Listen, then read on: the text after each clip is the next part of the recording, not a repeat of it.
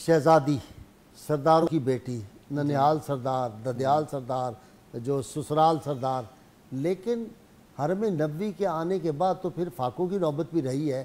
کبھی کوئی ایک روایت نہیں ملتی کہ ایک فقرہ کبھی کوئی شکایت کا کہا ہو. جی جی جی بسم اللہ الرحمن الرحیم، الحمدللہ والصلاة والسلام علی رسول اللہ. میں آپ کے اس جملے سے لذت لیتا ہوا ایک بات سناتا ہوں. جی صاحب. جو خود صاحب حسن ہو وہ جلدی کسی کو حسین مانتا نہیں ہے. ہاں. اور آپ دیکھیے، آپ فرماتی ہیں کہ میں نے جب آپ علیہ الصلوۃ والسلام کی پہلی بار زیارت کی تو عالم یہ تھا کہ آپ کا چہرہ انور میرے سامنے نہیں تھا. آپ تشریف فرما ہو رہے تھے اپنی ناقہ مبارکہ پر. میں نے آپ کے قدمین شریفین کی زیارت کی. اچھا. اور جو فضائل نالین کی روایات ملتی ہیں ان میں ایک روایت اماں جی کی بھی ہے. اچھا. آپ فرماتی ہیں میں نے عجیب منظر دیکھا. اور آپ دیکھیں ان کے اپنے حسن و جمال کا اندازہ نہیں کیا جا سکتا، وہ کیا شان ہے ان کے حسن و جمال کی. اور حسین بندہ کسی کے حسن کا قائل ہو جائے تو یہ بڑی بات ہوتی ہے. تو فرماتی ہیں کہ میں نے دیکھا کہ آپ نے سیاہ رنگ کے نالین پہنے ہوئے تھے اور 2 سٹیپ تھے جو آپ کے انگشت ہائے مبارکہ سے پیچھے کی جانب آ رہے تھے. اور مجھے یوں لگ رہا تھا کہ 14ویں کا چاند سیاہ بادلوں سے باہر نکلتا ہوا اپنی تابانیوں کے ساتھ روشن ہو رہا ہے. روشن ہو رہا ہے.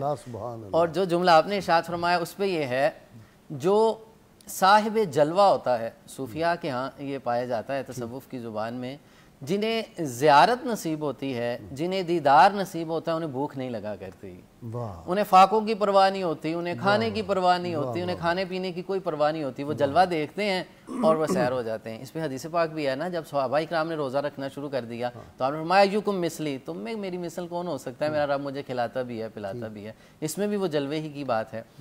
دیکھیے قرآن مجید، یوسف پہ کٹی مصر میں انگشت زنا اور سر کٹاتے ہیں تیرے نام پہ مردان جہاں. واہ واہ. اب دیکھیں قرآن عزیز نے جو امہات المؤمنین کے لیے فرمایا لستن کاحد من النساء، کائنات میں کوئی عورت ان کی برابری نہیں کر سکتی. حدیث پاک میں آتا ہے، مسند میں ایک روایت ہے کہ آقا کریم صلی اللہ علیہ وسلم نے ارشاد فرمایا کہ خلاق عالم نے پوری کائنات کے قلوب کو جمع کیا اور اس پہ نگاہ ڈالی تو قلب مصطفیٰ اللہ کی محبت میں سب سے قریب تھا. سبحان اللہ. جب نگاہ ثانی ہوئی تو دیکھا وہ قلوب جو اللہ کی محبت میں کامل تھے اللہ نے الگ کر کے میرے قرابت داروں میں رکھ دیے. سبحان اللہ. اب اس سے مراد حضور کے صحابہ بھی ہیں، حضور کے اہل بیت بھی ہیں، امہات المؤمنین بھی ہیں، ابنات پاک بھی ہیں.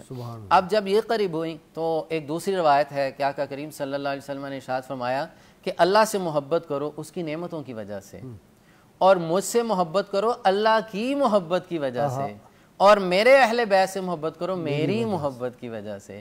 یہ ساری محبتیں جمع ہوں گی. ہم اہل بیت کے کسی ایک فرد کی بھی محبت کا تذکرہ کریں تو وہ حضور کی بھی محبت ہے، اللہ کی محبت ہے. اب دیکھیے جو یہود کی بات ہو رہی تھی، قرآن عزیز کہتا ہے یخرج الحی من المیت و یخرج المیت من الحی. یہ اللہ کا ایک قانون ہے، اس کا ظاہر بھی ہے اور باطن بھی ہے کہ وہ زندوں سے مردہ اور مردوں سے زندہ پیدا کرتا ہے. اب دیکھیں کئی یہود مائیگریٹ کر کے آتے ہیں مدینہ میں اور نور کنہیں نصیب ہو رہا ہے، ایمان کی حلاوت کنہیں نصیب ہو رہی ہے.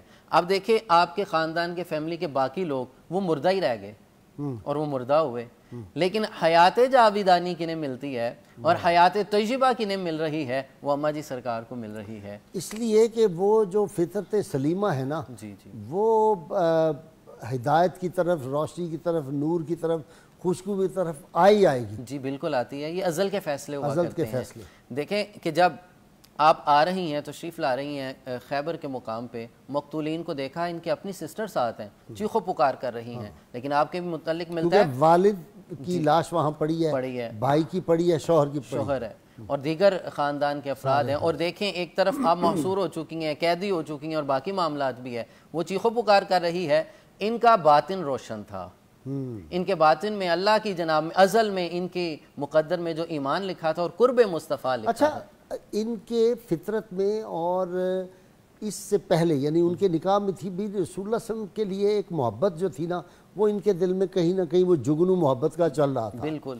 اور اسی کی وجہ ہے وہ جو خواب انہوں نے بیان کیا خواب بھی بیان کیا، اپنے پہلے شوہر سے، وہ واقعہ سنائیں نظرہ۔ دو تاریخی روایات یہ ملتی ہیں کہ اکثر یہود کے ہاں تو آپ علیہ الصلوۃ والسلام کا تذکرہ ملتا ہے، وہ گھروں میں کیا کرتے ہیں، کتابیں جو لکھا ہوا اس تھا، میں جو لکھا جب اپنی مذہبی کتاب پڑھیں گے بالکل تو اللہ کے محبوب کے تذکرے وہاں پہ تسلسل سے چلا آ رہا ہے۔ تو ایک روز آپ فرماتی کہ میں نے خواب دیکھا کہ آسمان سے چاند میری آغوش میں آ گیا ہے، میں نے اپنے شوہر کا اس کا تذکرہ کیا تو اس پہ وہ نالا ہو جاتا ہے، اس نے تعبیر اسی وقت کہہ دی، کہنے تم یہ چاہتی ہو کہ عرب کا چاند تمہیں مل جائے، جو شاید اس سے مراد علماء نے لکھا ہے وہ شق القمر کی طرف بھی اشارہ تھا کہ وہ کیونکہ شناسہ تھے لوگ، وہ جانتے تھے، تو پھر فرمایا کہ تم یہ چاہتی ہو، تو لیکن وہ تعبیر تو امر ہونی تھی، وَكَانَ أَمْرُ اللَّهِ مَفْعُولًا۔ اچھا اس سے ایک بات ویسے بڑی حیران کن ہے کہ عرب کے وہ جو لوگ تھے ان کو یہ خوابوں کی تعبیر کا بڑا زبردست علم تھا۔